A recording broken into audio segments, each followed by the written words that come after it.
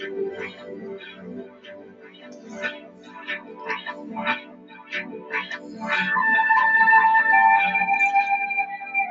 webinar will commence in approximately 1 minute.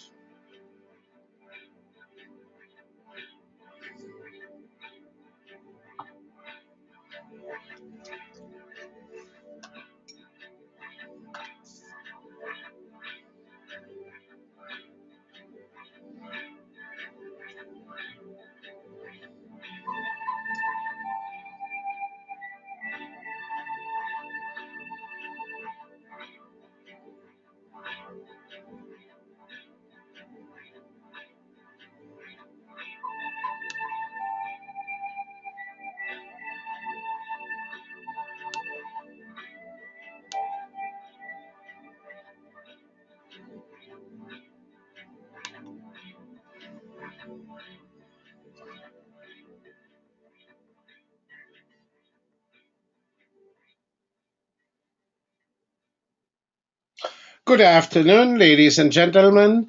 Welcome to an exciting webinar on the Tren Crucero, a special heritage railway offered by the Railway Company of Ecuador. My name is Peter Langer, and I'm the executive producer of The Ultimate Traveler. I'm also a panelist of the National Geographic Center for Sustainable Destinations, and I shall be your host today. In essence, what I'm going to do is describe to you this absolutely lovely journey on the Tren Crucero in Ecuador. Just a basic few facts about Ecuador. It's a relatively small country with a surface of approximately 250,000 kilometers. The capital is the city of Quito with about 1.5 million inhabitants.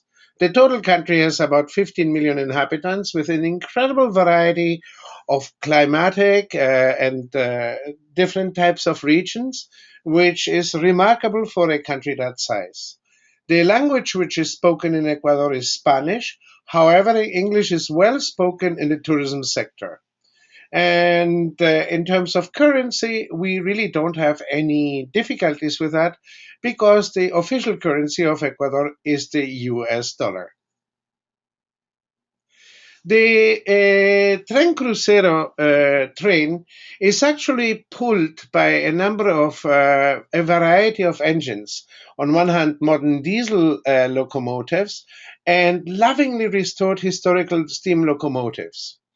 About a decade ago, the government of Ecuador decided to restore all of its railways, including the stock, because the president at the time figured it would be a magnificent initiative, particularly for tourism.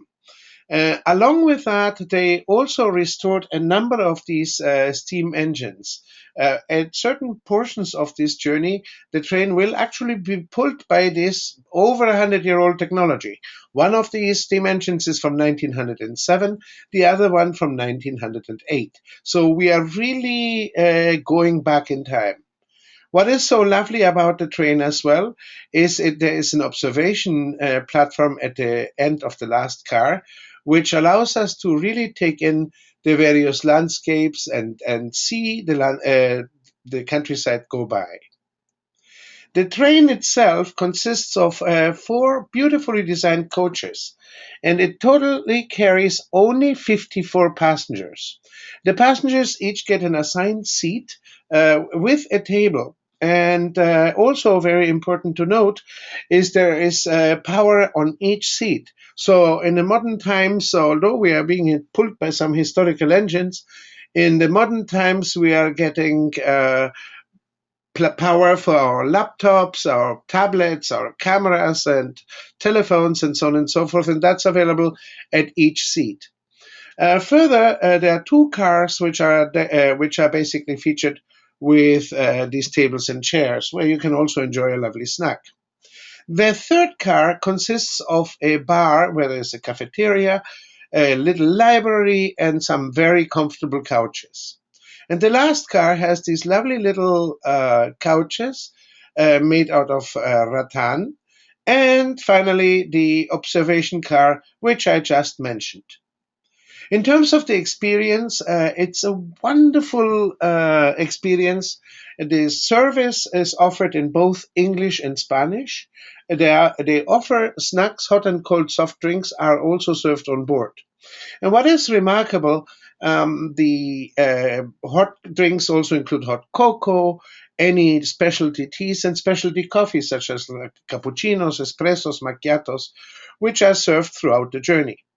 Amongst the snacks which are served, of course, there is certain crisps and chips. However, they also offer quite a variety of fresh fruits and water, so you get a very healthy option as well. In terms of the experience, in reality, the entire journey is not covered only by train.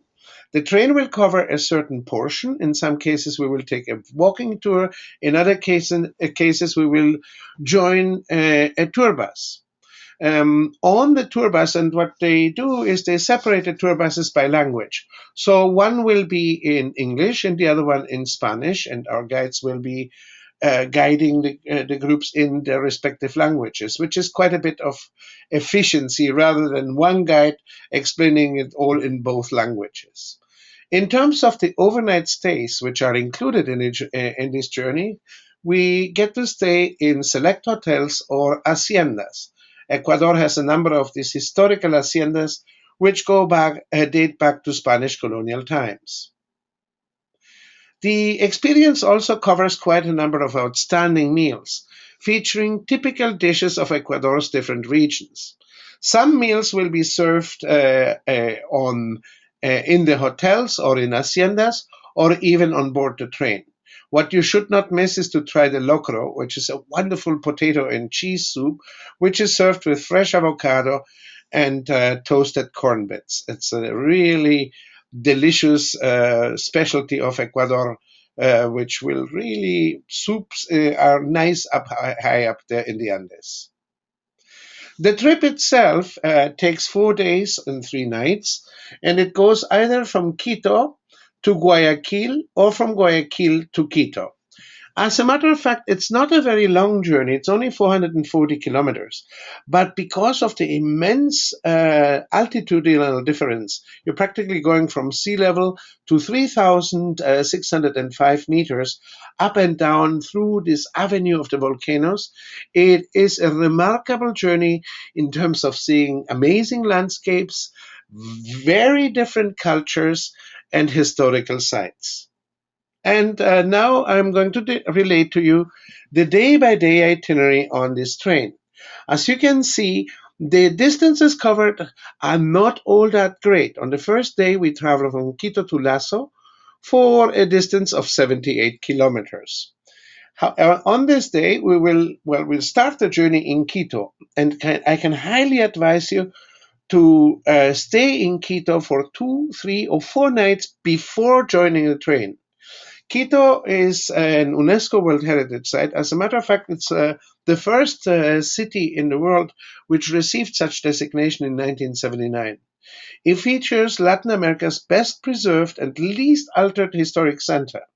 There are so many magnificent Baroque churches, historical buildings, excellent restaurants, wonderful shopping opportunities that I highly recommend to stay in Quito for more than one night. Our journey starts in the historical Chimbacalle station. The Chimbacalle station was actually built in 1908 and has been completely restored to its former glory. Before we board the train, we can also enjoy a good coffee or tea or a sandwich in the railway station's cafe, which is again filled with historical photos because the railways in Ecuador had a great historical importance in the development of the country. After here, we take a regular tour train to Mount Cotopaxi. We will see that the train is more a vista type of panoramic train, and we get to see the Cotopaxi volcano. The Cotopaxi volcano has a crater which is very similar to Mount Fuji in Japan in terms of its symmetry.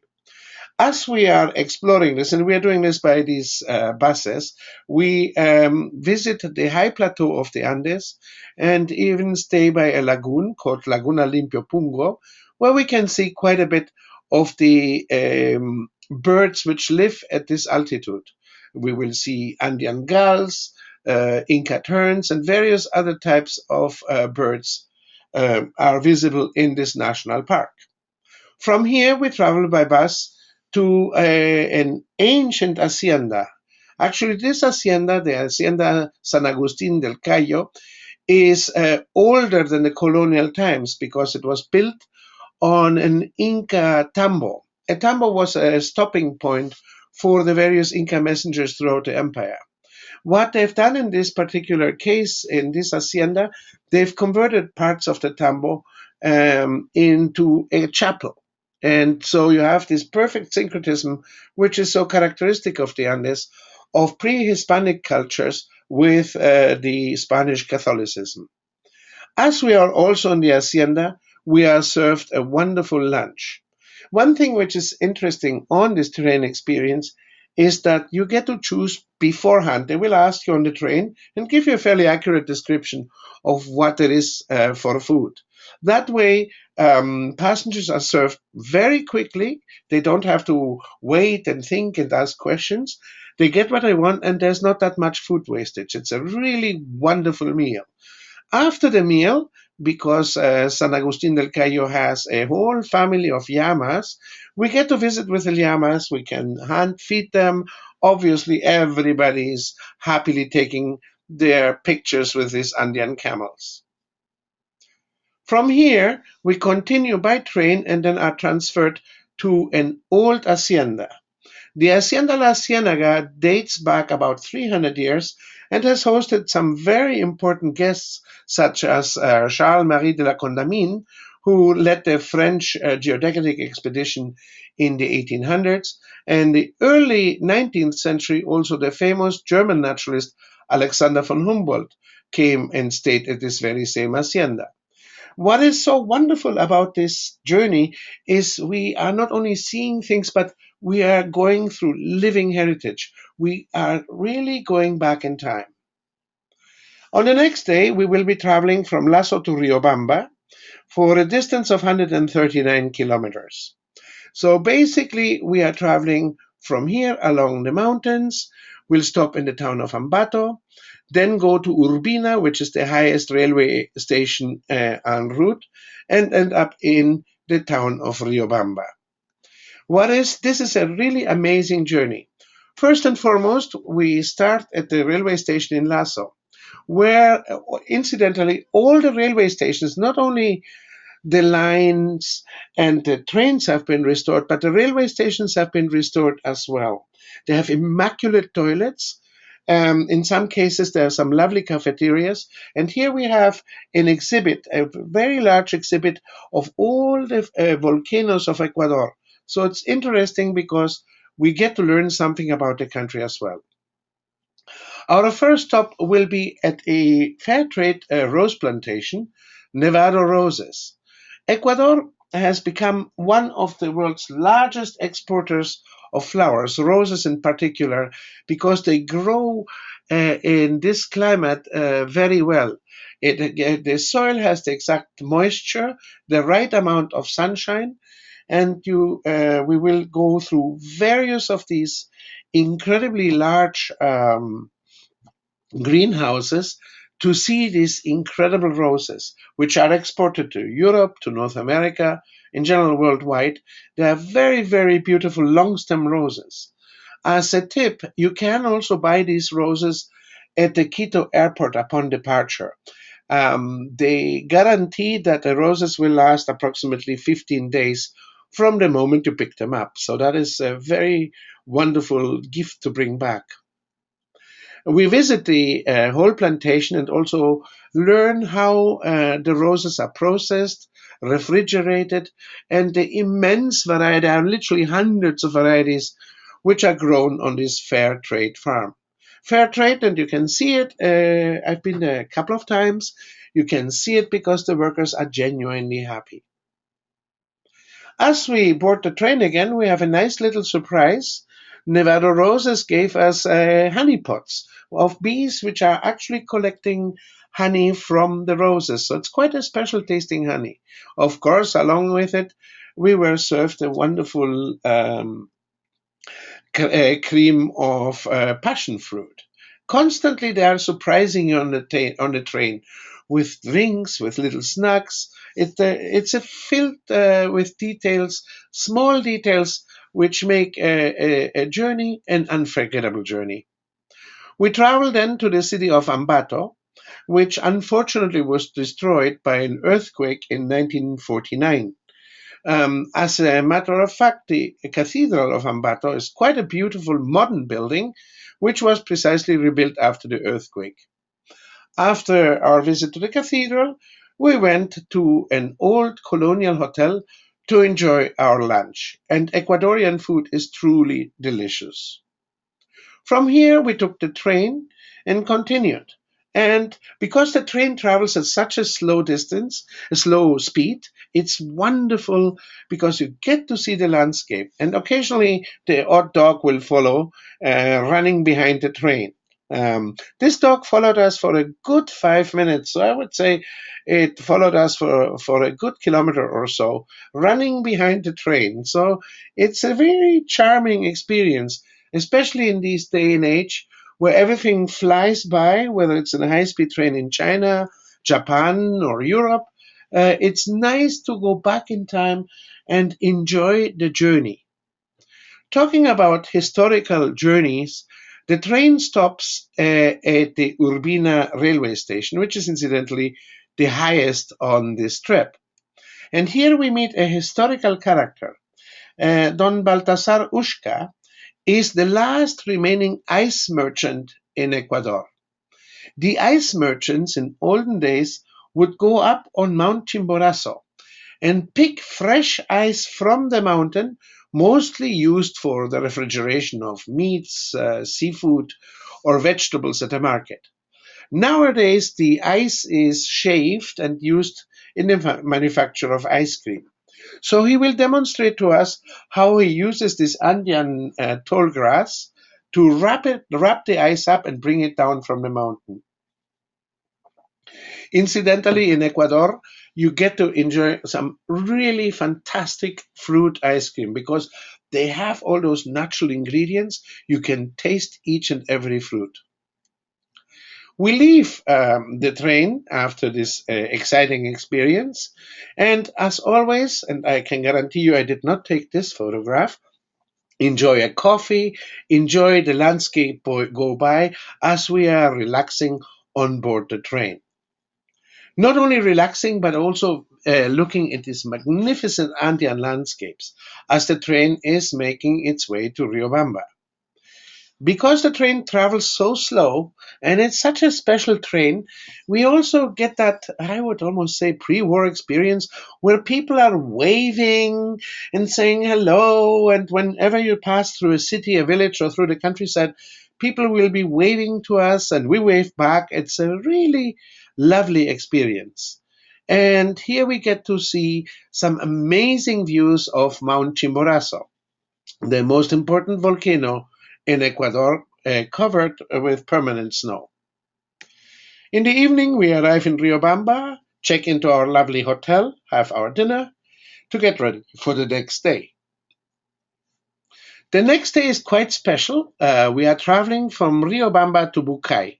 I would say that this is the most spectacular day on the journey. We travel from Riobamba to Laguna de Colta pulled by a steam train. Then travel to Guamote, which has an incredible indigenous market, as it is Thursday, and continue on to Alausi, and then see this marvel of engineering, which is the Devil's Nose, before we end up at an altitude of about 100 meters in Bucay, and we are all of a sudden in the coast in the middle of the jungle. This part of the journey is actually, and it rightfully earns that notion, the most difficult railway in the world. And we will see why.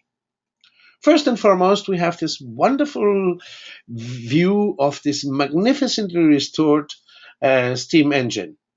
Beautifully hand restored. It's still the original.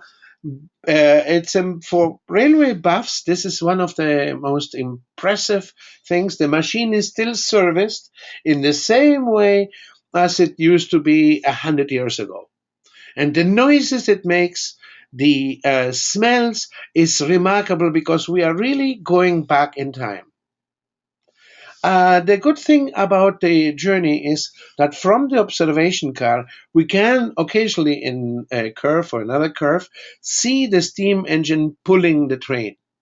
That gives us a really good feeling as to how it must have been 100 years ago to travel by train. We again get fantastic views of Mount Chimborazo as we are heading to the Laguna de Colta. Before we stop here and we go and visit the Balvanera Church. The Balvanera Church is actually Ecuador's oldest church. It dates from 1534, so roughly from the same time as the conquest of the Inca Empire by the Spaniards. You can see that the decorations are actually quite naive, as it is, and it's not a very big church, but it's incredibly significant from a historic and artistic point of view.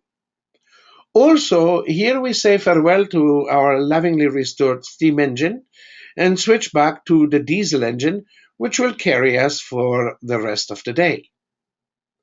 We continue and stop in another village, and this village is called Guamote. On Thursdays, which is the day when the train comes down from Quito, we will visit an indigenous market. This is not a tourist market. It's an authentic indigenous market where the people come from villages, from the surrounding countryside, to trade in livestock and fruits and vegetables, enjoy a healthy snack, enjoy a meal. And really, we are part of that whole cultural experience. There is no tourist selling of souvenirs, nothing. This is really for the people who live there. So we enjoy that experience. You can see, for example, here everybody is shopping around in their different costumes. Some people are more modern, others are wearing the traditional garb, trying their juices, eating eggs, what have you. It's a very colorful and wonderful experience. After that, lunch is served on board the train. We arrive in the town of Alausi. We have a small stop here for about half an hour to wander through this lovingly cleaned up town, and then we will take one of the greatest marvels in railway engineering in the world. We will be traveling through the Devil's Nose. The train, in essence, will be traveling through from essentially from here to down here. It's a remarkable drop of 500 meters in altitude in less than 12 kilometers. The Devil's Nose was actually built in 1908, and it is an incredible journey because they are pushing and pulling the train. In essence, we are going down one level, then stopping, and then going down the next level. This takes quite a bit of a time. For those of you who might be frightened by altitude or so, nothing to worry about. It's all done at a very gentle speed. You don't even notice it. And once we arrive at the bottom, everybody stops, enjoys a moment, a break. Of course, there are some llamas for people to take their photos with. But above all, we really get to see this incredible journey we just did. We are basically coming down this entire mountain in a zigzag pattern. As I said, this is probably one of the most difficult feats of engineering ever achieved by mankind. We then head to Bucay, spent the night here for our last day on the train. On the fourth day, we will travel from Bucay to Duran, about 88 kilometers. Just for your information, Duran is about 45 minutes away from the city of Guayaquil. So if you have to take a connection in the evening, the train arrives around 5 o'clock in the afternoon in Guayaquil, and I would say it's safe to take a 7 or 8 o'clock flight back to Quito or on to the United States. But first, we go and experience what the tropics have to offer. We will visit an actually working cocoa plantation. As a matter of fact, the cocoa plant was very important in Ecuador's economy at the beginning of the 20th century. However, in the early 1900s, there was a disease which killed most of the cocoa. Hence, Ecuador switched over to bananas, and we know quite a bit of the country for its bananas. Cocoa has made a comeback in and is being planted back again in Ecuador. They have such specialty cocoa beans that Ecuador is nowadays producing some of the best chocolates in the world. Just for your information, here you have a picture of the actual cocoa plant. This is the flower of the cocoa. Not only that, but we go and visit an Amazonian tribe. And you go, why an Amazonian tribe? Well, the Shuar people are a community which originally started in the Amazon, but because of all sorts of arguments and interscene tribal fights, they decided to move to the province of Guayas. The climate and the landscape is very, very similar to the Amazon, and here they could prosper in peace. We get to see a demonstration of their dances and their food, visit with them, possibly buy some of their souvenirs, which are mostly made out of seeds and feathers and natural materials. And what I thought was really nice, I talked to this young boy, and he was all dressed up in his traditional garb. And once the show was over, he switched over to his school uniform and had to go to school. So it's not that we're visiting some primitive people or what have you. We're visiting people who are holding on to their traditions, once again, living heritage. But however, they are also part of modernity. It's a perfect balance. The next surprise we have is that the remaining part of the journey we will be pulled by this little red steam engine. It's a really wonderful experience to again to witness the changing of the engines, and we travel down towards Duran. Incidentally, this gentleman is not greeting anybody. He's giving hand signals to the engineer, indicating that the brakes on that specific car have been pulled. The braqueros, as they're called in Spanish, or the breakers in English, are an old part of the railway profession because they had manually to apply the brakes on each car and indicate that obviously to the machinist. And towards the end of the journey, everybody gets a little certificate, and this being South America, it could not end without a fiesta.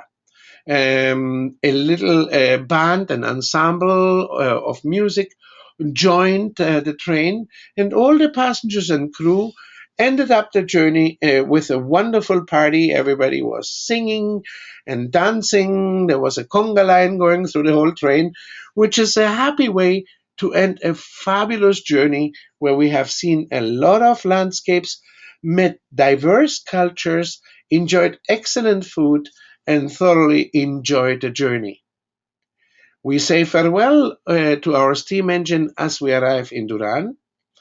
The Tren Crucero voyage actually includes the train journey, an overnight stay in the select hotels, the meals with typical dishes of each region, or according to the individual needs of each passenger.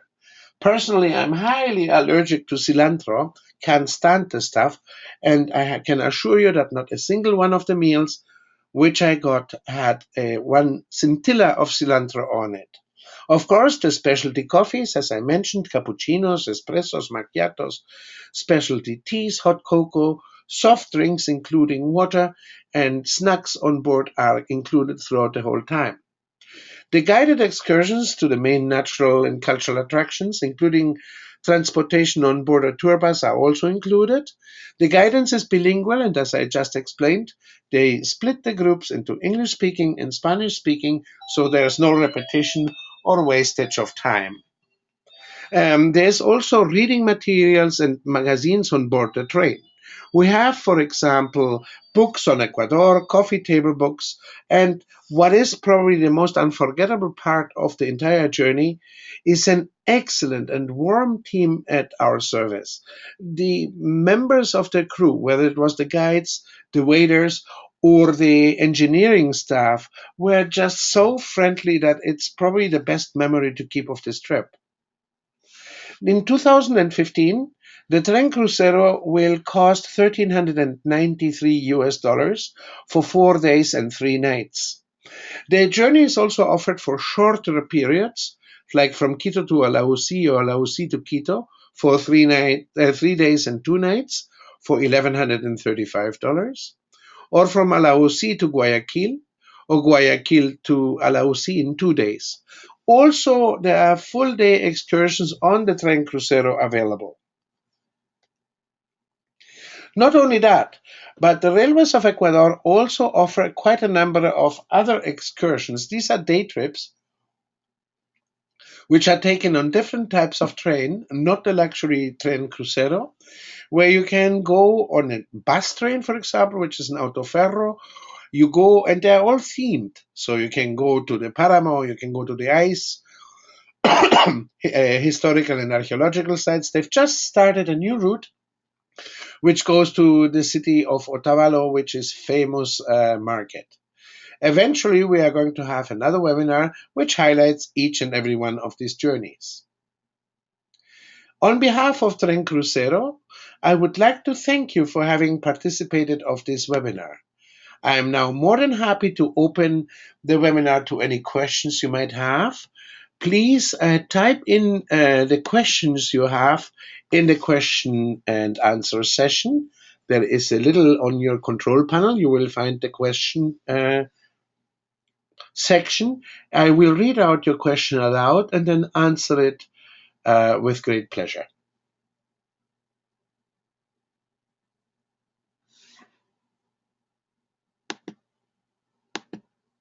Yes, there is a question. Yes, in the case of alcoholic beverages, these are not included.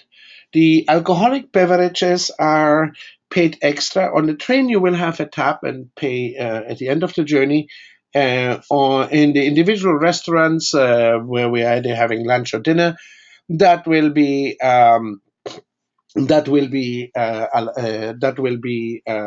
paid just as you finish the meal. I'm having a question in terms of the luggage allowance. The luggage allowance, it's quite simple. The actual luggage travels in the buses. So you're entitled or you're allowed to have the 2 suitcases which you have probably taken on your international flight.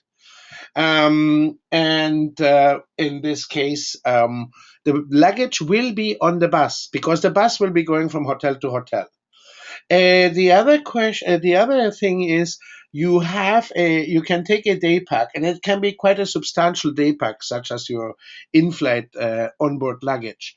In this case, at the very first car, there's a series of lockers with keys, so you can place your day pack or your extra warm clothing or extra camera gear or your computer in there.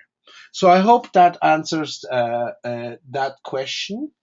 The next question I have is there is a website. Of course, there is a website. It's trenecuador.com.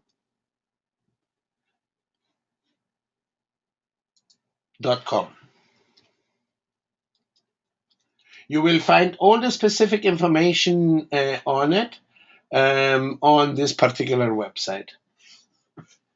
You will find pricing, also the specific dates. Remember, the train goes also from Quito to Guayaquil and from Guayaquil to Quito.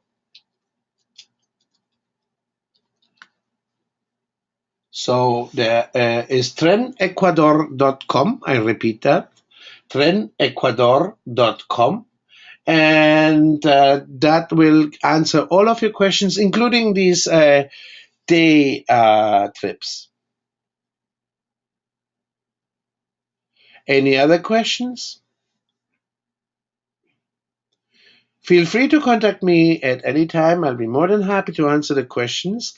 This is genuinely a really wonderful journey. I thoroughly enjoyed it. And by the time you consider that the train includes all the excursions, includes all the drinks, snacks, food, it's a very economical journey.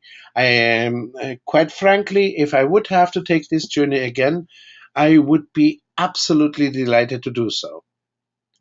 Thank you very much. I hope you enjoyed this webinar.